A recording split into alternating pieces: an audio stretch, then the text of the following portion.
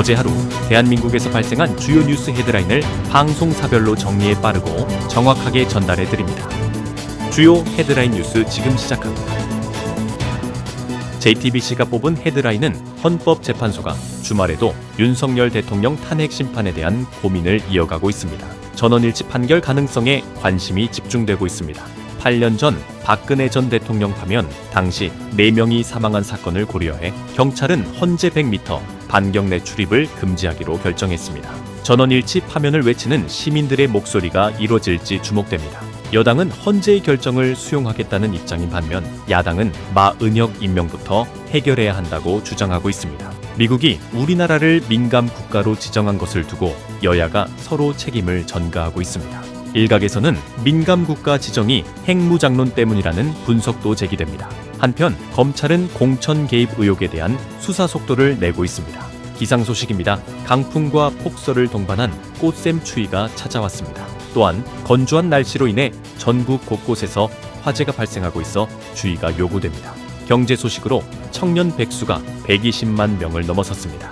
비경제활동 인구, 그냥 쉬는 청년을 모두 합한 수치가 120만 7천 명에 달했습니다. 국제뉴스로 미군이 예멘의 친이란 반군을 대상으로 대규모 공습을 실시했습니다. 기업 소식입니다.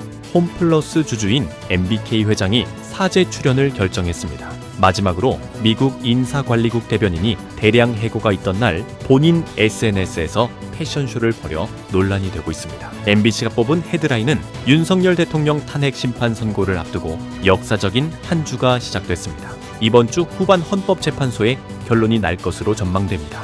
국민의힘 권성동 원내대표는 헌재의 판단 결과에 승복하겠다는 것이 당의 공식 입장이라고 밝혔습니다. 이에 대해 야당은 법치국가에서 승복은 당연한 것이라며 그동안 불복을 선동해 온 소속 의원들을 징계하라고 비판했습니다. 한편 경찰이 윤석열 대통령 체포방해 혐의로 김성훈 대통령 경호처 차장에 대한 구속영장 신청을 임박한 것으로 알려졌습니다. 그동안 검찰이 3차례나 영장을 반려했지만 이번에는 영장심의위원회에서 청구가 타당하다고 결론 내렸습니다. 탄핵 심판 선고를 앞두고 일상으로 돌아가고 싶다는 시민들이 도심 곳곳에 집결하고 있습니다. 국제관계에서는 한국을 민감 국가로 분류하고 알래스카 투자를 압박하는 움직임이 있는 것으로 보입니다. 또한 한미 원전 동맹에도 균열이 생겨 장관들이 뒤늦게 미국행에 나섰습니다. 국내 정치권에서는 내란 사태로 인한 위기로 여당 내에서도 계엄 책임론이 제기되고 있습니다. 경제 분야에서는 MBK의 김병주 회장이 사제를 출연해 홈플러스에 결제 대금을 지원하기로 했습니다. 한편 지방 자영업자들은 사람 구경도 못한다며 어려움을 호소하고 있습니다.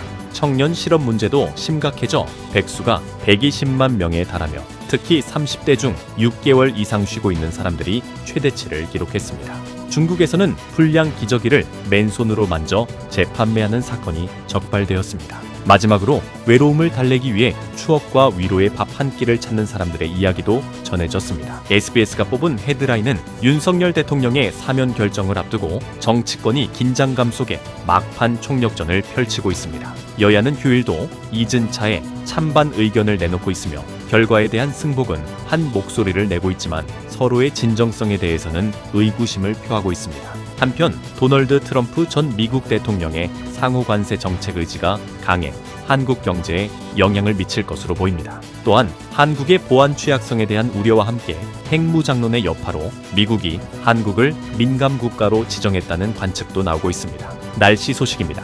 북극발 꽃샘 추위로 내일 출근길 기온이 영하권으로 떨어질 전망입니다. 경제 소식으로는 전방위적 압박을 받던 MBK 파트너스가 결국 사제 출연을 결정했습니다. 미국에서는 괴물 폭풍이 중남부를 강타해 최소 34명이 사망했습니다. 중국에서는 쓰레기 생리대에 분노하는 일도 있었습니다. 또한 미군이 예멘 후티 반군을 상대로 공습을 감행했습니다. 쿠팡의 독주를 막기 위해 빠른 배송 경쟁이 치열해지고 있습니다.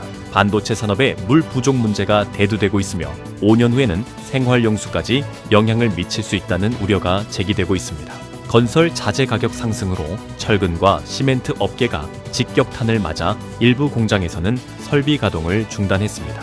사회 문제로는 한국의 노인 자살률이 OECD 국가 중 1위를 기록했음에도 불구하고 전담 기관은 단 한 곳뿐인 것으로 나타났습니다. 마지막으로 환경 소식입니다. 반복되던 야생동물 떼죽음 문제가 생태 통로 설치로 인해 긍정적인 변화를 보이고 있습니다. KBS가 뽑은 헤드라인은 윤석열 대통령 탄핵 심판 선고가 이번 주 후반에 내려질 가능성이 있습니다. 헌법재판소의 최장 기간 수계 끝에 결정이 예상되는 가운데 여야는 장외 여론전을 펼치고 있습니다.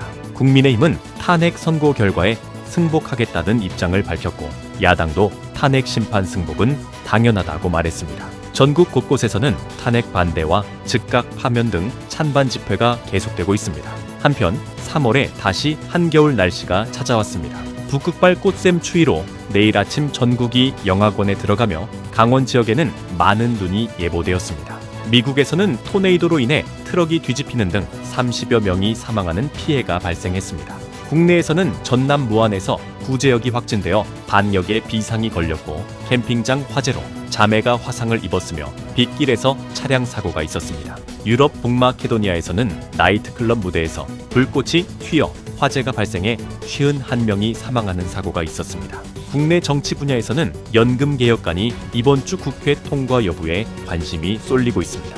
여야 간 막판 신경전이 벌어지고 있으며 개혁안이 통과되면 국민들이 얼마나 더 내고 더 받게 될지 주목됩니다. 경제 분야에서는 홈플러스가 MBK의 사제 출연으로 소상공인 정산을 하며 돌파구를 모색하고 있습니다. 또한 아파트 시장에서는 인테리어로 차별화 경쟁이 벌어지고 있습니다.